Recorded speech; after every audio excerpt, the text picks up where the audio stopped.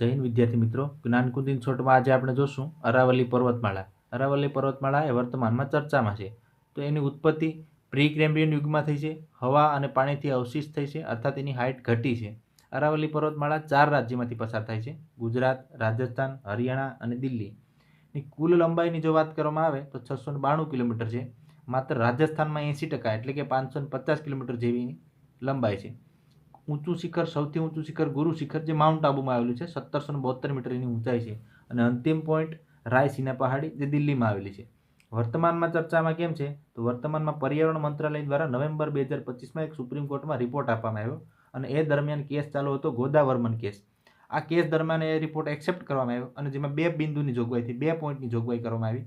પહેલું તો કે 100 મીટરથી જો ઊંચી પહાડી હશે ને તો જ એને અરાવલી પર્વતમાળાનો ભાગ માનવામાં આવશે, અર્થાત 1 મીટર પણ જો નીચું હશે તો એને અરાવલી પર્વતમાળાનો ભાગ માનવામાં આવશે નહીં. આ બિંદુના કારણે 90% અરાવલી પર્વતમાળા આમાંથી બહાર નીકળી જાય છે આ ક્રાઇટેરિયાથી. બીજો પોઈન્ટ, 500 મીટરનો ગેપ હશે બે પર્વત વચ્ચે તો પણ એને અરાવલી પર્વતમાળાનો ભાગ માનવામાં આવશે નહીં. આનાથી નુકસાન શું થશે? રણ વિસ્તાર આગળ વધશે, જળ ઉદ્ગમ સ્થાનને નુકસાન થશે, ભૂમિગત જળને નુકસાન થશે, ચોમાસું પ્રભાવિત થશે અને ખાસ જૈવ વિવિધતાને જોખમ ઊભું થશે.